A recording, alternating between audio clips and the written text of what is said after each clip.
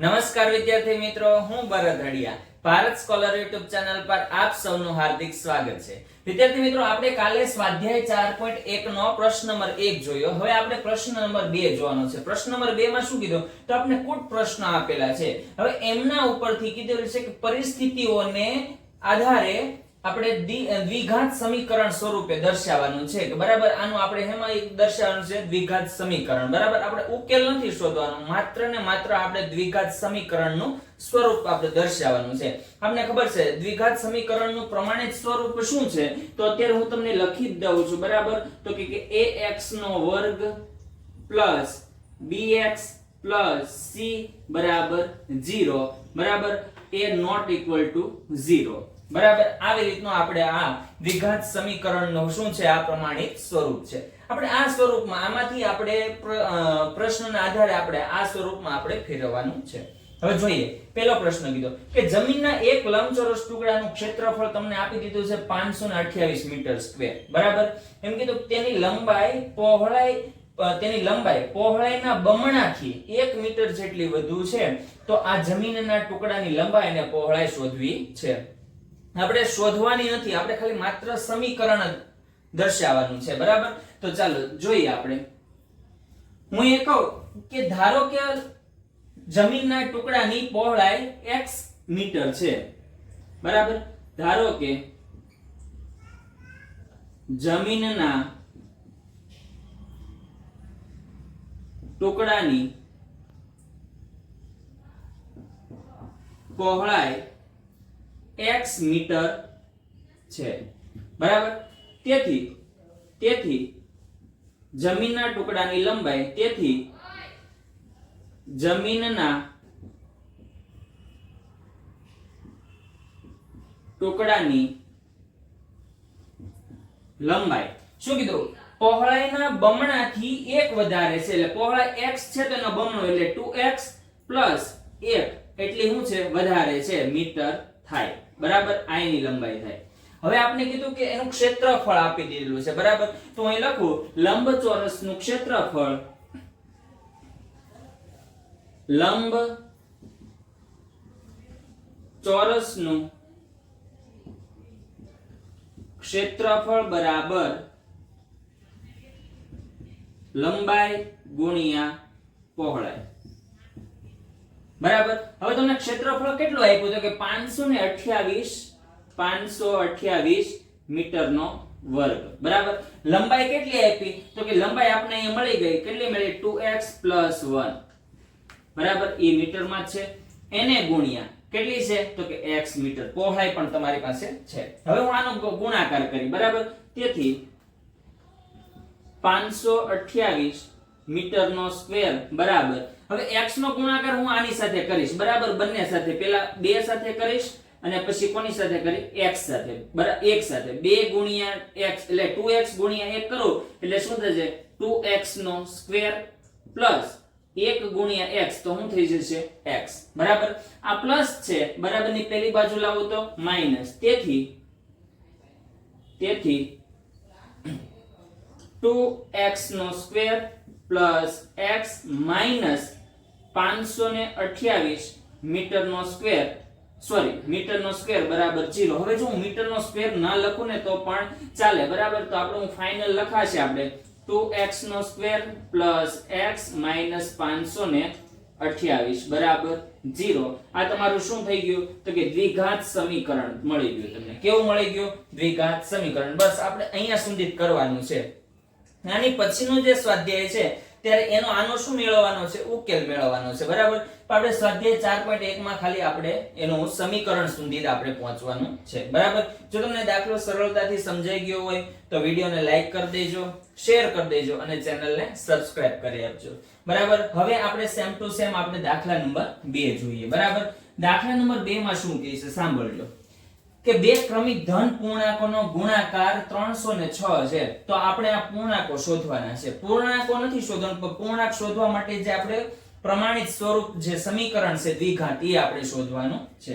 બે ક્રમિક ધન પૂર્ણાંક કીધી એટલે બધી ધન સંખ્યા આવશે, ક્રમિકનો મતલબ શું થાય? ક્રમમાં આવતી. માનો કે 1 પછી કઈ આવે? 2 આવે, બરાબર. 2 પછી કઈ આવે? 3 આવે. એટલે કે પહેલી સંખ્યા જે હોય એમાં 1 ઉમેરો ને તો તમને પછીની સંખ્યા મળે 1 ઉમેરવાથી, બરાબર. તો લખું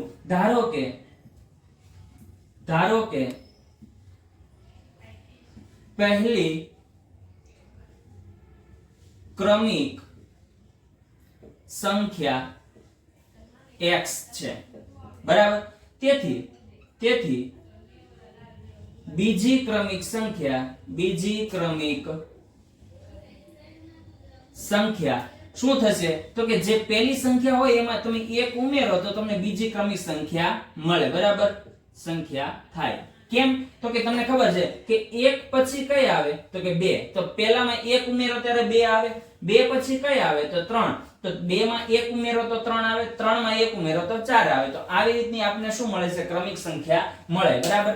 તો પહેલી x છે તો બીજી સંખ્યા કઈ થશે? તો કે એમાં 1 ઉમેરો એટલે આપણે બીજી ક્રમિક સંખ્યા મળી જાય. તો આપણે બીજી સંખ્યા શું મળ્યું? x + 1. હવે એમનો શું કીધું? ગુણાકાર કરવાથી, બરાબર. બંને સંખ્યાનો શું કરવાનો? ગુણાકાર. પહેલી સંખ્યા x છે એને ગુણ્યા બીજી સંખ્યા કઈ? તો કે x + 1. આ બંનેનો ગુણાકાર કરતા આપણે કેટલી મળે? તો કે 306 મળે, બરાબર. ચાલો આનો ગુણાકાર કરું તો x ગુણ્યા x તો x નો શું થઈ જશે? વર્ગ થાય, બરાબર. પ્લસ x ગુણ્યા 1 તો શું થશે? x, બરાબર. બરાબર સાંભળજો, બરાબર 306. હવે આ પ્લસ છે, બરાબર. ની પેલી બાજુ જાય તો શું થાય? માઈનસ. તો x નો વર્ગ પ્લસ x માઈનસ 306 બરાબર શું આવે? 0. તો આ તમને તમારું શું મળી ગયું? દ્વિઘાત સમીકરણ તમને મળી ગયું, બરાબર. અહીંયા આવી જ રીતે આપણે બે દાખલા પૂર્ણ થાય છે. હવે આની પછી જોવાનો છે દાખલા નંબર 3 થી, બરાબર. તો ચાલો જોઈએ. હવે આપણે દાખલા નંબર 3 જોવાનું. દાખલા નંબર 3 માં શું કીધું? કે રોહનની માતા તેના કરતા એટલે કોના કરતા? રોહન કરતા 26 વર્ષ મોટા છે, બરાબર. તો આજથી 3 વર્ષ પછી, હવે જો પહેલા કે તો બાદબાકી કરવાની, પછી કે તો સરવાળો કરવાનો છે, બરાબર. 3 વર્ષ પછી તેમની ઉંમર દર્શાવતી સંખ્યાનો ગુણાકાર 360 હશે તો આપણે રોહનની હાલની ઉંમર શોધવાની છે. પણ આપણે મેં પહેલા પણ કીધું કે આપણે કોઈને ઉકેલ શોધવાનો નથી. સમીકરણ મળે છે એનો આપણે ઉકેલ શોધવાનો નથી. આપણે ખાલી માત્ર ને માત્ર સમીકરણ મેળવવાનું છે આ ચેપ્ટર, આ સ્વાધ્યાયની અંદર, બરાબર. ચાલો જોઈએ કે રોહનની આપણે અહીંયા ધારવાની કોની ઉંમર થશે? તો રોહનની. ધારો કે રોહનની હાલની ઉંમર x વર્ષ છે. કેટલો છે? x વર્ષ છે. તો માતા કેટલી છે? તો કે હા, જે રોહનની ઉંમર છે ને એના કરતા 26 વર્ષ મોટા છે, બરાબર. તો રોહનની ઉંમરમાં 26 ઉમેરી દો એટલે મને કોની ઉંમર મળશે? તો કે માતાની ઉંમર, બરાબર. તો રોહનના માતાની ઉંમર, રોહનના માતાની હાલની ઉંમર, રોહનની ઉંમરમાં 26 વર્ષ ઉમેરો, બરાબર. તો x + 26 વર્ષ થાય, બરાબર. હવે શું કીધું? 3 વર્ષ પછી બંનેની ઉંમર, બરાબર. અહીં લખું છું 3 વર્ષ પછી બંનેની ઉંમર, બરાબર. ઉંમરનો ગુણાકાર 360 છે. તેથી રોહનની 3 વર્ષ પછીની ઉંમર શું થશે? તો કે રોહનની ઉંમર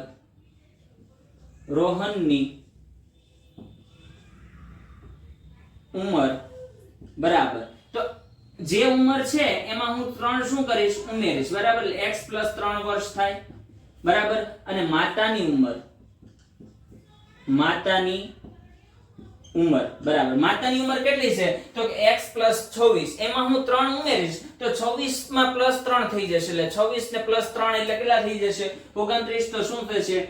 x + 29 વર્ષ થાય.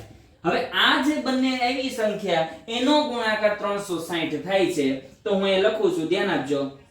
x + 3 ગુણ્યા x + 29 બરાબર 360, બરાબર. હવે હું શું કરીશ કે x નો ગુણાકાર પેલા x સાથે કરી, પછી x નો ગુણાકાર હું 29 સાથે કરીશ, પછી પેલા ચલો હું કરતો જ જાઉં. x ગુણ્યા x એટલે x નો શું થાય વર્ગ પ્લસ ની નિશાની, x ગુણ્યા 29 એટલે 29x બરાબર. હવે 3 નો ગુણાકાર x સાથે એટલે પ્લસ 3x બરાબર. પછી 3 નો ગુણાકાર 29 સાથે એટલે 29 તેરી કેટલા થાય તો કે 87 બરાબર. કેટલા થાય 360 બરાબર. ધ્યાન આપજો. હવે x નો વર્ગ 29 પ્લસ 3 એટલે કેટલા થાય તો કે 32x બરાબર. આ 360 પ્લસ પેલી બાજુ જાય તો માઈનસ એટલે 87 માઈનસ 360 બરાબર 0. હવે અહીંયા ધ્યાન આપજો, x નો વર્ગ પ્લસ 32x માઈનસ, હવે જો 360 માંથી 87 બાદ કરીશ ને એટલે મને જો પેલા હું એમ કરીશ કે 360 માંથી હું 100 બાદ કરું એટલે મને કેટલા મળે તો કે 260. 260 મેં વધારે કેટલા બાદ કર્યા 87 કરવાના હતા પણ મેં 100 કર્યા એટલે 13 વધી ગયા વધારે, તો હું 260 માં 13 ઉમેરી 60 70 ને 3 73 એટલે 273 બરાબર 0. મને આ મારે મેળવવાનું શું હતું તો કે દ્વિઘાત સમીકરણ મેળવવાનું હતું, જે મને મળી ગયું છે બરાબર. તો આવી જ રીતે તમારે આ દાખલા આપણે સરળતાથી જોવાના છે, બધા દાખલા આવી રીતે જોવાના છે બરાબર. આપણે દાખલો પૂરો થાય. હવે જોવાનું છે દાખલા નંબર 4 બરાબર. દાખલા નંબર 4 માં શું કીધું કે એક ટ્રેન 480 કિમી નું અંતર અચળ ઝડપે એટલે ફિક્સ તે જે ઝડપે માનો કે 50 કિલોમીટર ની સ્પીડે જતી હોય ટ્રેન બરાબર, તો છેક સુધી 50 કિલોમીટર ની ઝડપે જાય બરાબર અચળ. જો ઝડપ 8 કિલોમીટર ઓછી કરવામાં આવે ને તો જે અંતર છે એટલે કે 480 કિલોમીટર નું અંતર કાપવા માટે 3 કલાક વધી જાય બરાબર. તો એની શું કરવાની છે ઝડપ શોધવાની છે બરાબર. આપણે ઝડપની આપણે સમીકરણ બનાવવાનું છે. હું અહીંયા લખું ધારો કે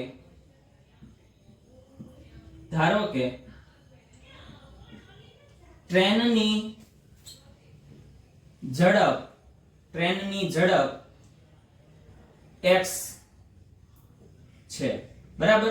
તેથી હવે આપણે ખબર છે ઝડપનું સૂત્ર શું થાય, ઝડપ બરાબર અંતરના છેદમાં સમય બરાબર. હવે મારી પાસે અંતર છે બરાબર, ઝડપ નથી અને કેવું છે સમયનો તમને તફાવત આપેલો છે બરાબર. તો સમયનો તફાવત છે એટલે એનો મતલબ કે પહેલા જે સમય લાગતો ને એના કરતા અત્યારે સમય કેવો લાગે છે 3 ઓછો લાગે, એટલે આપણી પાસે સમય છે એટલે હું અહીંયા સમયને કરતા કરીશ. હું કરીશ સમયને કરતા બનાવીશ. અહીંયા ઝડપ છે ને કરતા, એવી રીતે હું સમયને બનાવીશ. તો સમય બરાબર શું થશે, સમય બરાબર અંતરના છેદમાં ઝડપ બરાબર. હવે ધ્યાન આપો, હવે આપણે સમીકરણ બનાવી. તેથી સમય બરાબર પેલો સમય લઈ t1 એટલે કયો સમય, જ્યારે આપણે અચળ સ્પીડ હતી ને ત્યારે સ્પીડ ઘટાડી નથી ને એ ત્યારનો સમય. એટલે t1 બરાબર અંતર કેટલું છે તો કે 480 કિલોમીટર બરાબર. અને ઝડપ કેટલી છે તો કે x કિલોમીટર પ્રતિ કલાક બરાબર. અને હવે આપણે લેવાનો છે પછી t2 એટલે તો કે અંતર એનું એ જ છે કેટલું તો કે 480 કિલોમીટર નું બરાબર. ઝડપ શું થાય છે ઘટે છે, કેટલી ઝડપ ઘટે તો કેટલી ઘટે 8 કિલોમીટર ની બરાબર. તો મૂળ ઝડપમાંથી 8 શું કરવાના ઘટાડી દેવાના કિલોમીટર પ્રતિ કલાક બરાબર. હવે જો સમય પહેલાનો સમય અને બીજા સમયમાં કેટલો ફરક આવે છે તો કે 3 કલાકનો આવે છે. 3 કલાક શું થાય છે વધુ લે છે, ઝડપ ઘટે તો સમય વધે, એકબીજાના કેવા છે વ્યસ્ત પ્રમાણમાં છે બરાબર. એટલે આપણે લખવું તેથી t2 t1 એટલે અત્યારનો જે ઝડપ ઘટાડ્યા પછી જે સમય વધ્યો એ સમયમાંથી પહેલાનો સમય બાદ કરું તો મને કેટલો મળે છે 3 કલાક મળે બરાબર. તેથી t2 બરાબર કેટલા લઈશ તો કે 480 ના છેદમાં x 8 બરાબર. આ આવડી માઈનસ અહીંયા t1 કેટલા છે તો કે 480 ના છેદમાં x બરાબર કેટલા આવશે 3. હવે જો આનો ગુણાકાર કરું બરાબર, x આની સાથે ગુણાય એટલે 480x માઈનસ, હવે આનો ગુણાકાર આની સાથે કરીશ ને તો અંદર માઈનસ બદલાઈ જશે, પણ અહીંયા જો 480x માઈનસ શું થઈ જશે પ્લસ 480 ગુણ્યા 8 કરો તો જો 8 0 0 બરાબર 8 64 નો ચોકડો વધી પડી 6 બરાબર 8 પંચા 8 ચોક 32 32 ને 6 કેટલા થાય તો કે 38 બરાબર આખાના છેદમાં આ બેનો ગુણાકાર x ગુણ્યા x એટલે x નો વર્ગ માઈનસ x ગુણ્યા 8 એટલે કેટલા થાય 8x બરાબર 3 બરાબર હવે જો તમે આનો સાદરૂપ આપો તો આ બંને તો સરખા છે આ કેવું છે પ્લસ ને આ કેવું છે minus plus minus minus 480x માંથી 480x જાય એટલે 0 તો વચ્ચે કોણ તો કે 38 એટલે 3840 વચ્ચે બરાબરની નિશાની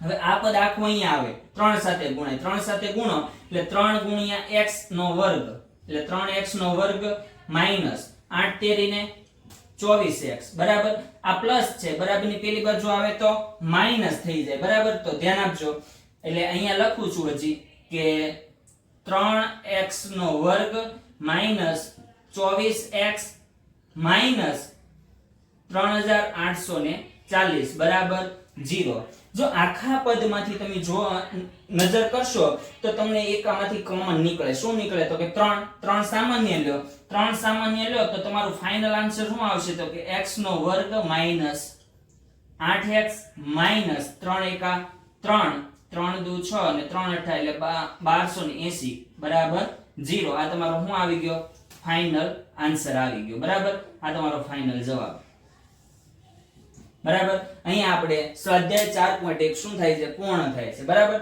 જો તમને 4.1 ના બધા દાખલા સરળતાથી સમજાઈ ગયા હોય તો વિડિયોને લાઈક કરો શેર કરો અને ચેનલને સબસ્ક્રાઇબ કરો